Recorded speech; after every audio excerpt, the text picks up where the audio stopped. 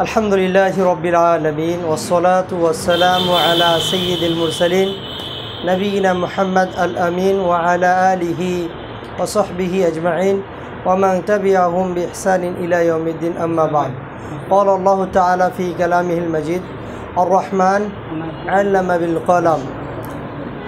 সম্মানিত উপস্থিতি, আমি কাউকে অ্যাড্রেস করা ছাড়াই আলোচনা শুরু করছি, যেহেতু আমার একটা ঢাকাতে আমার নির্দিষ্ট একটা ডেট আছে, ট্রেনে যেতে হবে, এজন্য আপনারা কেউ মনে কষ্ট নেবেন না। আমি প্রথমত আল্লাহ তাআলা শুকরিয়া আদায় করছি যে এই ধরনের অনুষ্ঠানে আমি অংশগ্রহণ করার সুযোগ পেয়েছি। আলহামদুলিল্লাহ, সালাতু সালাম বর্ষিত হোক রাসূলুল্লাহ সাল্লাল্লাহু আলাইহি সাল্লামের প্রতি।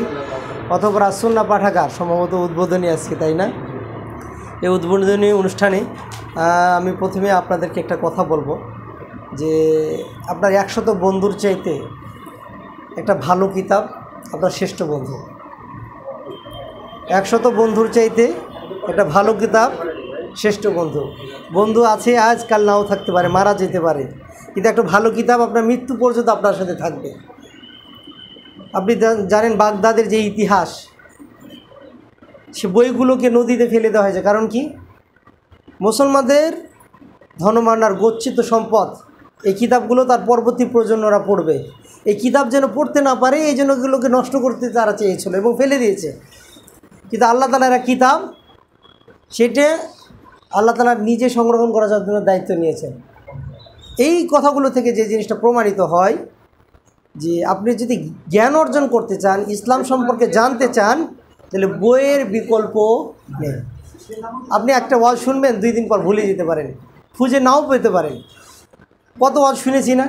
কিন্তু একটা বই যদি আপনার হাতে থাকে, মাসলা মাসাইল সংক্রান্ত, সলাৎ বিষয়ে, জাকাত বিষয়ে, নিজে 10 পৃষ্ঠা পড়লেন, উপকার হয়ে গেল। কোথাও আপনি যাবেন আলোচনা করার জন্য, বইটা সাথে রাখলেন, 2 মিনিট কথা বলতে পারবেন। নিজের সন্তানদেরকে বই পড়ার ক্ষেত্রে উদ্বুদ্ধ করতে হবে। আজকে আমরা আমাদের সমাজে মোবাইল এবং ভার্চুয়াল জগতের এই যে স্মার্টফোনের প্রতি এতটা আসক্তি হয়ে গেছি, বই আমরা যাচ্ছি না। আপনি কি জানেন এই যে আধুনিক প্রযুক্তির উন্নয়নে আমরা কতটা পিছিয়ে গেছি? অন্যরা অনেকটা আগিয়ে গেলেও আমরা পিছিয়ে গেছি। কারণ কি? আগেকার যুগের আলেম ওলামারা লাইব্রেরিতে গিয়ে ঘন্টার পর ঘন্টার পড়ে তারা বই গবেষণামূলক লিখেছে। আর আজকে ভার্চুয়াল জগতে সব কিছু রেখে দেওয়ার কারণে আমাদের বিদ্যাগুলোকে সীমাবদ্ধতার মধ্যে নিয়ে এসেছে। আমাদের যতটুকু দরকার শুধু ততটুকু সামনে শো করতেছে।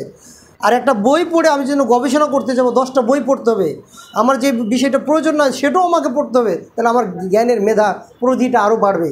কিন্তু এই ভার্চুয়াল জগতের মধ্যে সীমাবদ্ধ থাকার কারণে আমাদের মেধাও সীমাবদ্ধ হচ্ছে। সুতরাং এইগুলোর মধ্যে সীমাবদ্ধ না থেকে যে সুন্নাহ পাঠাগার প্রতিষ্ঠিত হচ্ছে, আপনাদের জন্য দোয়া কামনা করি। আপনারা যে উদ্দেশ্যে এটা প্রতিষ্ঠা করেছেন, এটার দ্বারা যেন সমাজ সংস্কার হয়, মানুষের আকীদা পরিবর্তন হয়, মানুষের জ্ঞান শিখতে পারে, যুবকরা যেন এই কিতাবমুখী হয়। এই যখন যুবকদের চারিত্রিক অবক্ষয় ঘটছে, এদিকে যেন যুবকরা না গিয়ে আপনাদের পাঠাগারে আসে, এই ব্যবস্থাটা নেবেন। আল্লাহ তাআলা আপনাদের এবং আমাদের খেদমতগুলো কবুল করুন, আমিন।